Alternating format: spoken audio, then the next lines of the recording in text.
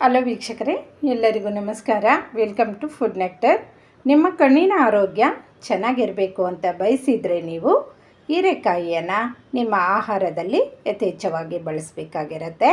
ಹೀರೆಕಾಯಿಯನ್ನು ನಾವು ಪಲ್ಯ, ಸಾಂಬಾರು ರೂಪದಲ್ಲಿ ಸೇವನೆ ಮಾಡ್ತಾ ಇರ್ತೀವಿ. ಇವತ್ತು ನಾವು ಹೀರೆಕಾಯಿಯಿಂದ ಚಟ್ನಿ ಯಾವ ರೀತಿ ಮಾಡೋದು ಅಂತ ಹೇಳ್ಕೊಡ್ತೀನಿ ಬನ್ನಿ. ಮೊದಲಿಗೆ ಶುದ್ಧವಾಗಿ ಹೀರೆಕಾಯಿಯನ್ನು ತೊಳ್ಕೊಂಡು ಕಟ್ ಮಾಡ್ಕೊಳ್ಳಿ. ನೋಡಿ, ಮೇಲಿನ ಸಿಪ್ಪೆಯನ್ನು ತೆಗಿಬಾರ್ದು. ಇದರಲ್ಲಿಯೂ ಸಹ ಅನೇಕ ಔಷಧೀಯ ಗುಣಗಳಿರುತ್ತೆ.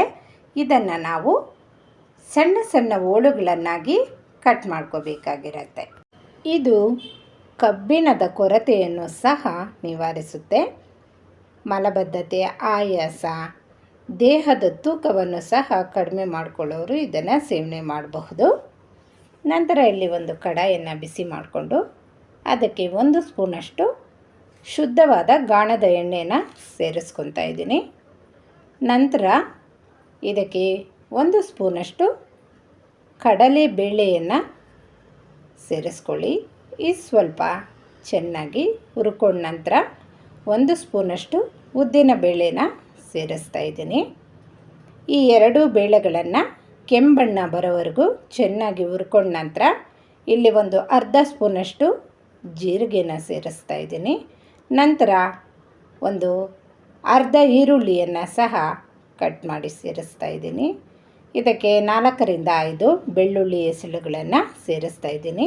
ಚಿಕ್ಕ ಶುಂಠಿ ತುಂಡನ್ನು ಸಹ ಕಟ್ ಮಾಡಿ ಸೇರಿಸ್ಕೊಳ್ಳಿ. 1 ಸ್ಪೂನಷ್ಟು ಎಳ್ಳನ್ನು ಸೇರಿಸಿದ್ದೀನಿ. 5 ರಿಂದ 6 ಒಣಮೆಣಸಿನ್ಕಾಯನ್ನು ಸೇರಿಸ್ಕೊಂಡಿದ್ದೀನಿ. ನೀವು ಹಸಿಮೆಣಸಿನ್ಕಾಯಿ ಬೇಕಾದರೂ ಸೇರಿಸ್ಕೋಬಹುದು.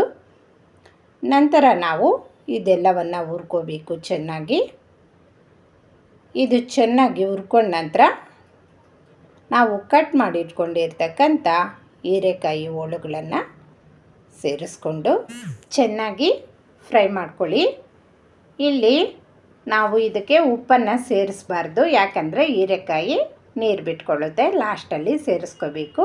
ಒಂದು ಟೊಮೊಟೊವನ್ನು ಸಹ ಇಲ್ಲಿ ಕಟ್ ಮಾಡಿ ಸೇರಿಸ್ಕೊಂಡು ಚೆನ್ನಾಗಿ ಒಂದು 5 ನಿಮಿಷಗಳ ಕಾಲ ಫ್ರೈ ಮಾಡಿಕೊಂಡು ನಂತರ ಒಂದು ಅರ್ಧ ಟೀ ಸ್ಪೂನಷ್ಟು ಅರಿಶಿನ ಪುಡಿಯನ್ನು ಸೇರಿಸ್ಕೊಂಡು ಒಂದು 15 ನಿಮಿಷಗಳ ಕಾಲ ಇದನ್ನು ಚೆನ್ನಾಗಿ ಹುರ್ಕೊಂಡ್ರೆ ಇದು ರೆಡಿ ಆಗುತ್ತೆ. ಸ್ಟವನ್ನು ಆಫ್ ಮಾಡಿಕೊಂಡು ಚಿಕ್ಕದಾಗಿ ಸ್ವಲ್ಪ ಹುಣಸೆಹಣ್ಣನ್ನು ಸಹ ಸೇರಿಸ್ಕೊಳ್ಳಿ. ಬಿಸಿ ಇರುವಾಗ ಸೇರಿಸಿದ್ರೆ ಹುಣಸೆಹಣ್ಣು ಮೆತ್ತಗಾಗತ್ತೆ. ಇದೆಲ್ಲ ತಣ್ಣಗಾದ ನಂತರ ಒಂದು ಮಿಕ್ಸಿ ಜಾರಲ್ಲಿ ಸೇರಿಸ್ಕೊಂಡು ಇದನ್ನು ರುಬ್ಕೋಬೇಕಾಗಿರತ್ತೆ. ನಾವಿಲ್ಲಿ ಲಾಸ್ಟಲ್ಲಿ ಉಪ್ಪನ್ನು ಸೇರಿಸ್ತಾ ಇದ್ದೀವಿ.